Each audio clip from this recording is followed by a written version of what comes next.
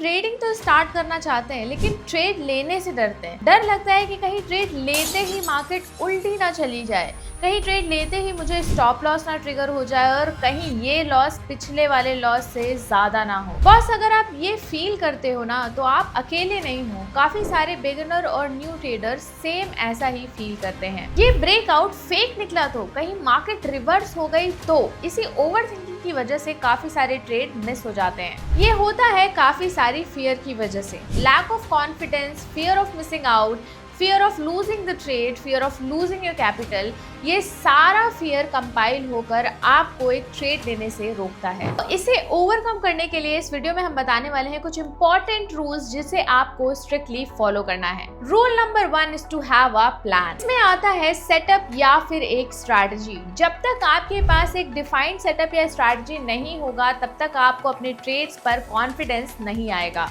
और जब तक भरोसा नहीं होगा तो यार एग्जीक्यूशन कैसे होगा ट्रेड में। तो सिंपली आपको करना ये है कि आपको डिसाइड करनी है एक सिंपल और आसान सी स्ट्रैटेजी या फिर सेटअप। उसे करना है कई बार बैक टेस्ट और देन उस पे लाना है अपना कॉन्फिडेंस। बैक टेस्ट कर कर या फिर मैन्युअली टेस्ट कर कर देखो कि इस स्ट्रैटेजी का रिजल्ट कैसा आता है। ऐसा करने से आपको अपने सेटअप पर एक क्लैरिटी लगेगी और फिर आप डेमो या फिर एक छोटे कैपिटल से अपने ट्रेड को स्टार्ट कर पाओगे। लेकिन ये सब कुछ एक गोल के साथ होना चाहिए कि प्लान को फॉलो करना है, ना कि ग्रीड में फंसना है। और हर एक ट्रेड के बाद खुद से एक सवाल पूछो, क्या मैंने अपने प्लान को फॉलो किया?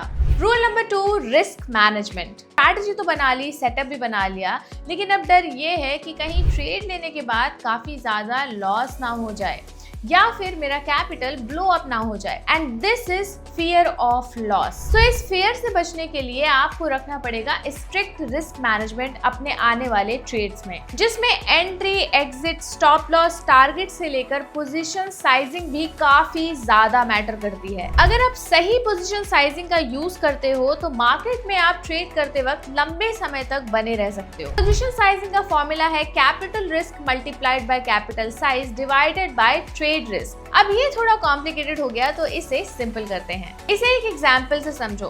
फॉर एग्जांपल, अगर आप 1 लाख रुपीज से ट्रेड करते हो तो आपको एक रिस्क डिसाइड करना पड़ता है अपने कैपिटल पर कि आप पर ट्रेड उस पर्टिकुलर कैपिटल पर कितना रिस्क लेने वाले हो। जनरली बिगिनर ट्रेडर्स को अपने कैपिटल का 1 to 2% से ज्यादा रिस्क नहीं लेना चाहिए। दैट मीन्स 1 लाख का 2% कम्स अराउंड 2000, यानी आप कोई भी ट्रेड लो आपका मैक्सिमम रिस्क एपेटाइट 2000 रुपीज है। अब इस पर्टिकुलर रिस्क के हिसाब से ट्रेड लेते वक्त आपकी ट्रेड क्वांटिटी क्या होनी चाहिए, ये होती है पोजीशन साइजिंग। तो सपोज करो अगर आपको मार्केट में कोई सेटअप मिलता है और उस सेटअप में आपका स्टॉप लॉस 20 पॉइंट्स का होता है तो आपकी पोजीशन साइजिंग क्या होगी? That will be simply 2000 divided by 20 gives you 100 quantities. यहाँ 2000 आपका टोटल कैपिटल रिस्क है and 20 will be your stop loss and there comes your total quantity to trade. अब चाहे इस ट्रेड में आपको 50,000 रुपए ही क्यों ना लग रहे हो, लेकिन आपका रिस्क इससे ज्यादा नहीं होना चाहिए। अगर आप इसी तरीके से अपने रिस्क मैनेजमेंट को स्ट्रिक्टली फॉलो करते हो, पोजीशन साइजिंग को अच्छे से रखते हो, स्टॉप लॉसेस को मैनेज करते हो,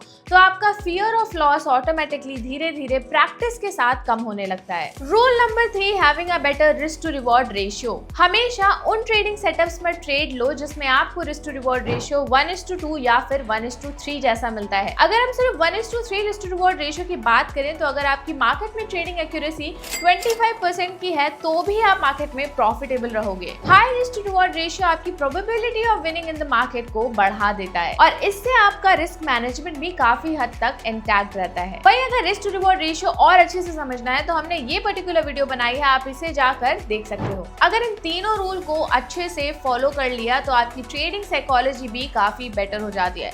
this reminds me of rule number 4, trading psychology. अब सब कुछ सेट है, स्ट्रैटेजी भी बना ली, रिस्क मैनेजमेंट भी कर दिया, रिस्क टू रिवॉर्ड रेशियो भी कर लिया, लेकिन एक हैबिट इन सारी चीजों पर पानी फेर सकती है, वो है जल्दबाजी, इम्पेशेंट होना या फिर फोमो का शिकार होना।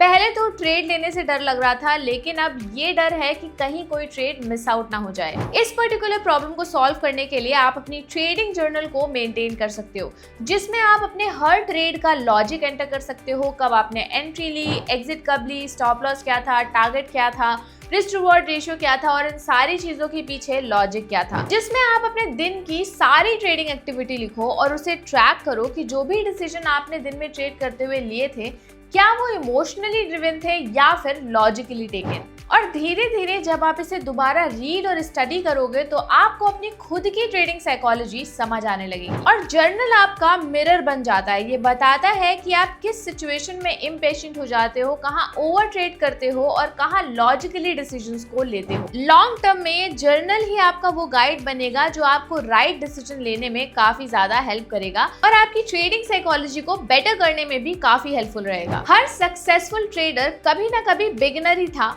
फर्क सिर्फ इतना है कि उन्होंने शुरू किया और अब आपकी बारी है। ये पर्टिकुलर वीडियो अपने फ्रेंड्स के साथ जरूर शेयर करना जो अपनी ट्रेडिंग जर्नी शुरू कर रहे हैं, और वीडियो को लाइक करना, चैनल को सब्सक्राइब करना और बेल नोटिफिकेशन ऑन करना बिल्कुल मत भूलना, ताकि आपसे ऐसी वीडियो मिस आउट ना हो जाए। Thanks for watching. मिलते हैं आपसे नेक्स्ट वीडियो में। Bye bye.